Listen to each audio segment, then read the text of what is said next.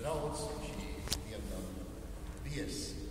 Mūsu svētbrīdī mēs ieklausīsimies svētajos rakstos, un pats galvenais būs, jūs esat kopā ar mums visiem liecinieki, solījumiem, ko Jānis un Rosa viens otram dāvinās, un mūsu svētbrīds beidzās ar lūgšanām, un beigās, ja tā ir jūsu labā griba un vēlēšanās, es aicināšu arī, jūs varat viņus apsveikt šeit par dievnamām ar ziediem.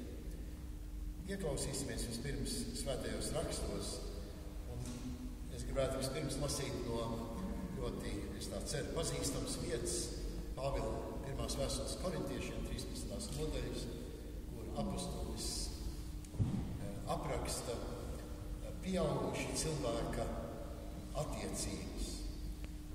Un viņš šādas attiecības nosauc vārdā mīlestība. Viņam tas ir kaut kas ļoti praktisks un tieši.